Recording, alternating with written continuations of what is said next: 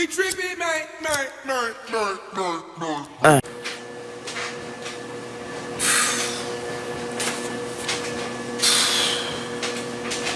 It's Saturday. I don't even know what the day is. September 1st, 2nd.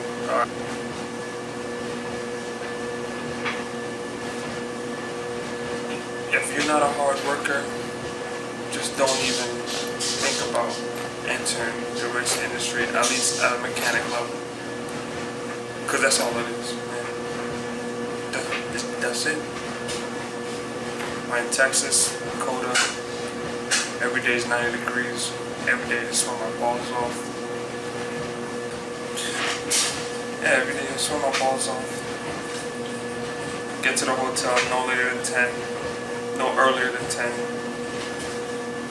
Gotta have people order food before we get here. That way, it's because the hotel bar stop serving food at 10. Not going to sleep till 11, 12. Getting up at 6, 6:30, 7. Staying at the track till 10. I don't even know what time it is now. It's 11, 12, and I'm doing laundry. I don't have any more clean underwear, man. But other than that, I'm having a great time learning cars. I'm with the Radical Cup series, which are Hayabusa motors and different type of engine and different setups of Hayabusa engines in the same type of car. So they have a bored out Busa motor that can go to 1340, 1500, or 2.8, and they use two Busa motors, or 2.7. They use two Busa motors or blocks, and they make one crank. The motors come. Oh, I'm out of battery. That's that. Let me get my charger and see what we can do.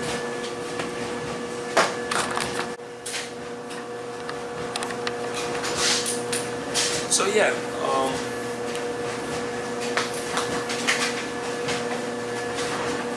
those are three different setups. Excuse me, but like, it is hard work, and the hardest thing for me right now is I'm learning three different types of cars. The Radical Cup, I'm learning Formula Atlantic, and a MyGal, which is a Formula Ford or Formula 1600.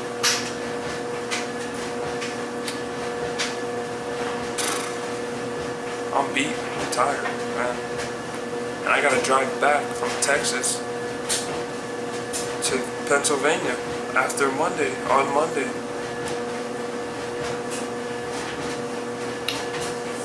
Yeah, I mean, I'm meeting, that's bad, that's good, it's whatever. I met a couple people.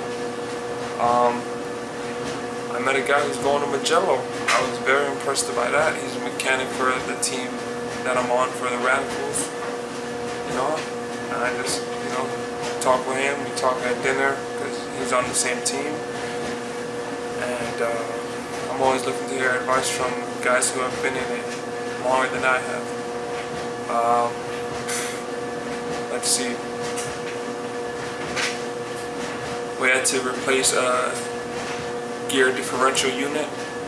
So for those who don't know, a Hayabusa motor is a motorcycle motor, and the drive is chain driven. So this company in England, I believe it's called RPE or RDE. Look it up, I'm not too sure. Maybe I'll put some notes on YouTube to correct it. But they make a gear drive unit which has two gears in it, and you change those to get your final ratio. It's kind of like a final drive, and there's a coupler that hooks up to where the sprocket would be if it was on the bike. And on day one, the guy I've been shadowing, it was shot. So when you would put the car up in the air, turn the right wheel or the left wheel, the other wheel didn't do anything. It's a limited slip diff. It's supposed to turn supposed to turn together. Maybe the other one turns a little slower with resistance, but they're supposed to turn together. So we replaced that, and then after we replaced it, we had a big leaking problem after every session. Couldn't find out where it was from, and afterwards we took it apart and found out that the gasket, after it was put together, was pinched, and it just leaked forever. And that was no biggie. What else? What else have I been messing around with? Just learning these cars.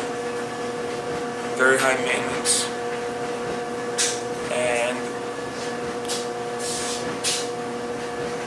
when you start out, you most likely don't start on a professional team. Since you're not a professional team, you don't have professional drivers. And the hardest part about maintaining a car or setting up a car is getting a driver to push your car to the limit, to actually do things. We hear all the time, you gotta get heat into the tires, and the only way you get heat into them is by getting on the brakes hard, getting on the gas hard, putting work into them. If not, the pressures never get up. And I mean, in a qualifying session, these guys are coming in 3-4 times just to bleed pressures down, because the mechanic has to compensate for that. And then it's also hot out here, man. It's hot.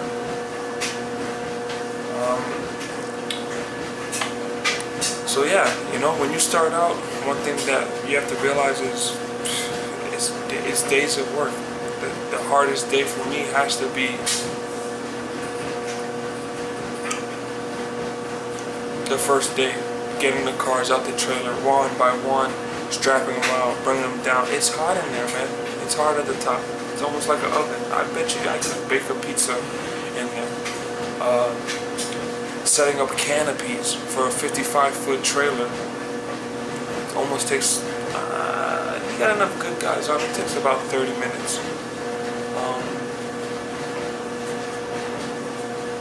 These cars are intensive on the maintenance.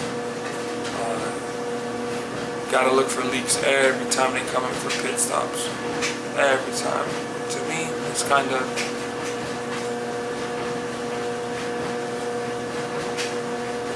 backwards. If you gotta look for leaks every time you come in, you know, you gotta do something and prevent that from leaking every time. But you know, you can't prevent everything. But damn, some of these cars don't even have fans on them. We gotta run down. So after the race, you go to impound if you qualify like top 3 or 4. And some of these cars don't have fans on them. So after you get off the track, the car stays hot. The water pump will run, but all you're gonna do is pump hot coolant. After a while, the radiator cools due to what they call a heat exchanger. That's what a radiator is, that's what an intercooler is. Air goes through, the air comes through and cools down by taking the heat away from that core, the exchanger. But if there's nothing flowing, in power plants they use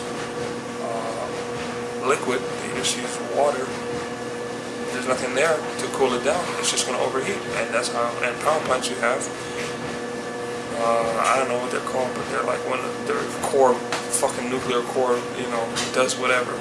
But that's what happens. You don't have anything to cool it down, so it just goes. Fucking warp a head, blow a head gasket. Who knows? Anything. Motor's running at 220 degrees. So anyways, yeah, we got these fucking Ryobi fans. My boss tells me, oh, they're gonna pop them all the way down pit lane. Pit lane at COTA is probably about a quarter mile. So we got a nice little jog on, because we figure, oh, by the time they come around, the race ended on safety car. So by the time they come around, we'll be able to walk down and we'll meet them there just in time. Motherfucker. They stopped him right where we were. So I had to sprint all the way back, and the guy I was running with who had the other fan was slow. So I told him, just give me the fan, man. And I just kept going. If you follow me, you know I'm a runner. So you can watch the other part of it. But I said, give me that fan, man. You gotta go, man. The fucking car's gonna melt. I gave him my air pressure gauge, the whole lap. So this weekend, there's 7 cars. That's a lot. The most I've seen out of the tent is 4. That's ridiculous. You know, it's hard for me as an inexperienced mechanic. You know, even though I have engineering ability, I don't have the hands-on, and I'm not comfortable. My biggest thing is working on other people's shit. You know, I work on my own car, but at my own pace, at my own house. I stop when I want to, and if I fuck up, it's only me. I don't have to meet a deadline for a 5:45 track start, and we just got off track at 2. You know, it's different. You putting somebody else in a car that you're putting somebody else's life in your hands. And I haven't gotten over that yet, and I don't know if I ever will. But yeah, that's that. We have 2 races tomorrow, and that's the end of this. And I'll drive back to Pennsylvania and go to the next race. When I'll get there or what race that will be, I have no idea. I'm not going home till October. I live in California. Not till the last week of end of the first week of October. I've been on the road already now for I want to say 2 weeks. So if today is September 2nd, I'm going to be on the road for 6 fucking weeks. And that's why I'm sitting in this shitty ass laundry room at 11 o'clock at night in a hotel washing laundry. Look at this shit. The top dryer doesn't even work.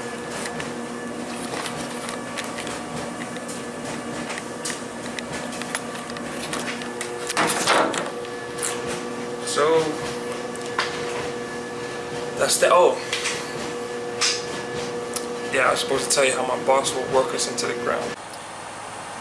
What the fuck? I'm sleeping at a rest stop in a pickup truck after driving for 11 days. 11 hours. 8:15.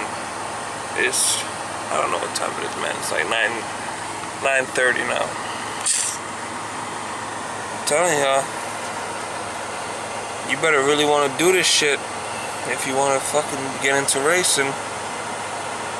Cause it's a lot of bullshit before you even get to anywhere near the top. Can't believe this.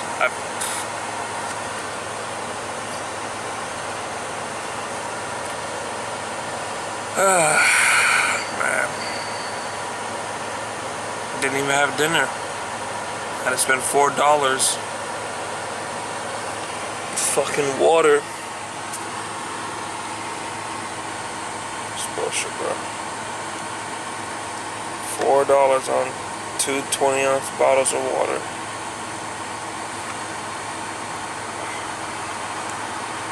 The reason I'm stopping is because I'm with a truck driver, and by law they can only drive 11 hours straight. After that, they have to at least rest.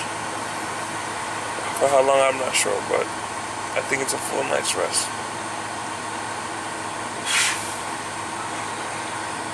Y'all better want it. This is what you're gonna go through. Unless you're just a natural protege and or prodigy, whatever. Until you make it. Fucking at 4:50. Where you gonna sleep?